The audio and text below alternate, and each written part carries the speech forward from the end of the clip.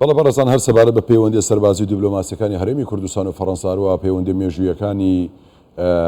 هەرێمی کوردستان و فەڕەنسا گفتوگۆ لەگەڵ بەڕێز دکتۆر کاوە شاولی پسپۆر لە کاروباری ڕۆژهەڵاتی ناوەڕاست و پەیوەندی نێودەوڵەتیەکان دەکەین بەڕێزیان لە پاریسەوە لەگەڵمان دەبێت. دکتۆر سڵاوت لێبێت. نزیکەی 30 ساڵ زیاتر دەبێت پەیوەندی نێوان هەرێمی کوردستان و فەڕەنسا باشە و پەیوەندیەکی ینی لە مێژینیان هەیە، مێژوویە. بە تایبەتی دوای ئەم سەردانەی کە ئەمڕۆ بڕیارە وەزیری بەرگری فەڕەنسا بێتە هەولێر کۆب بێتەوە لەگەڵ سەرۆک بارزانانی هەروە سەرۆکی هەرێمی کوردستانیش، داوەتی پەیوەندیەکان چۆن دەبێت، چی لێ دێت، تا چەند پەیوەندی نێوان هەرێمی کوردستان و فەڕەنسا تۆکمەتر و بەهێزتر دەبێت؟ بەڵێ ڕۆژ باش. ڕاستی سەردانە وەزیرێ بەرگری فەڕەنسا بۆ کوردستانê ne tiştekî xerîb e. چەندین جارە چه وەزیرێت فەڕەنسی چه سەرۆکێت فەڕەنسا سەردانە کوردستانê کردی و ئەمە jî delîlek û peywendî navbeyna Fransa û Kurdistanê taybetiyeka xas e heye, hevalîniyeka tund ya tund e heye ya xas e heye. Her weşkî cenabê te behs kirî zêdetir 30 salan e ev peywendiya tund in û baş in û pêk vene. Taban vê carê em dizanîn ku wezîrê bergeriya Fransa Sébastien Lecornu طبعا pêşekî hatiye Bexda herçende çavpêketin gel wezîrê bergeriya Iraqê jî hatiye kirdê piştîngî evet Kurdistanê. Taban yek babetê dihêne naqşeketê taybetin layanê em asayişê layanê serbazî he layanê ku hewkarî û pêk ve karkirdin bi qonaqê pê. Çünkü Fransa peşi hemû welatê derve ku piştevaniya Kurdistanê kiriye û miletê Kurd taybet yani ya diyar Kurdange de çend xalek giring ku heta çi hedî Fransa ka hikûmet û milet pêk ve ha ku çend yargîya miletê Kurd kiriye û taybet harîkariya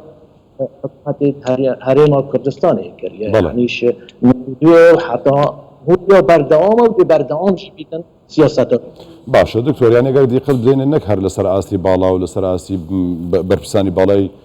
هەم فەڕەنسا هەم هەرێمی کوردستان پەیوەندیەکە پتەوە بەهێزە، بەڵکو گەلی فەڕەنساش لەگەڵ گەلی هەرێمی کوردستان پەیوەندیەکی دۆستانەیان هەیە. ئەمە گوتمان ئەگەر قسە لەسەرەوە بکرێت بڵێ لەسەر ئاستی باڵا لە ڕووی سیاسیەوەیە یان کۆمەڵێک هۆکاری دیکە، بەڵام ئەی گەلی فەڕەنسا و گەلی هەرێمی کوردستان ئەم پەیوەندیە بۆچی هەندە لە نێو یەکدیدا پتەوە چ شتێک بە یەکتریان دەبەستێتەوە؟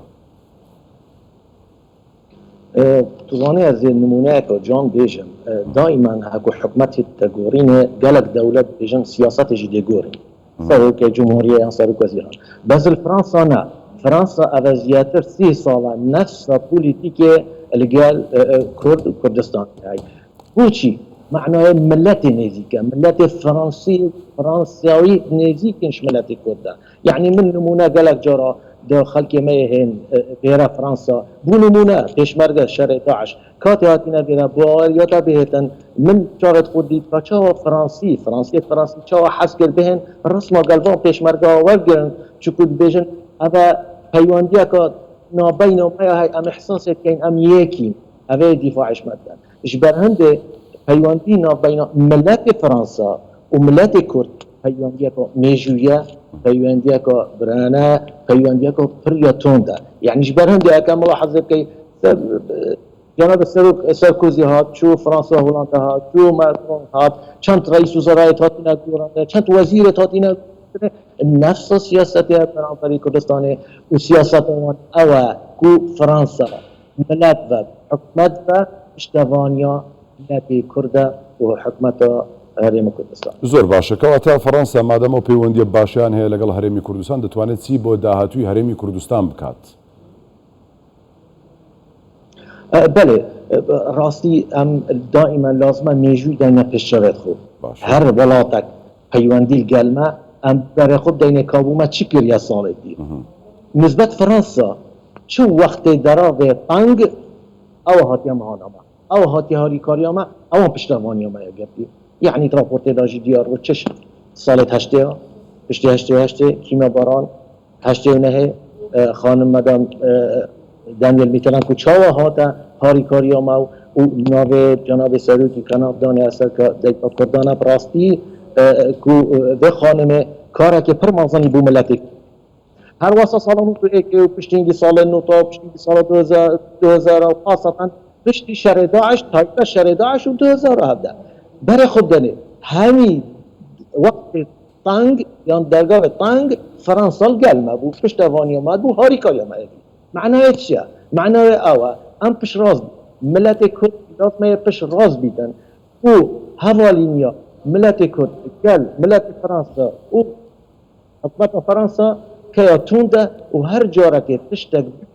يان تانغاويك ببي يان دجاتيك دجي ما بهتك بزانن فرنسا پشت وانيا ملت كرد هذا يك بينغوفيت بودا يعني بمستقبلي يوم نكات بينغوفيت امشين بيجين عمل كتن يعني بو نكنا سرطان جناب سبتكن او بو دوسه خالقا از بحث خالد فرمازي نمونه نعم يا بعد بحث دو خالقا يكشتن او كو سرباز پیش در بخيد چونكو كات بروجرام هيا بو عراق نبز بو عراق فدرالي هيا ضمن بروجرام كردستان جيل قالا يعني تفضلاني يعني لشكر روشكار العراق يعني كردستان بابت قطعه هاي كسالان بيتن طيبات هدو صالان بيتن بين دانانه وتدريبه چه جيش عراقي چه پشمرگه الكردستاني معناه او حقيقي ده بين خلال سالا كودچا و شیدن لشکری سربازی هاریکاری کردستان کردن هر وصاجی بينغوفيت سلاحي يعني عندك سلاح بدن دكتور عندك خالد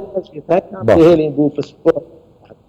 باشا دكتور فرنسا يشكل وڵاتانی ئەوروپی و ئەندامە لە ناتۆ لە یەکێتی ئەوروپا و جێدەستی دیارە لە نێو وڵاتانی ئەوروپی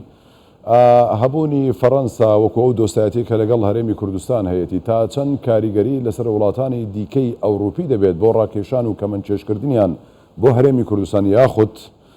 بەهێزکردنی پەیوەندیان لەگەڵ هەرێمی کوردستان کە فەڕەنسا ببێتە هۆکار بۆ ئەمە.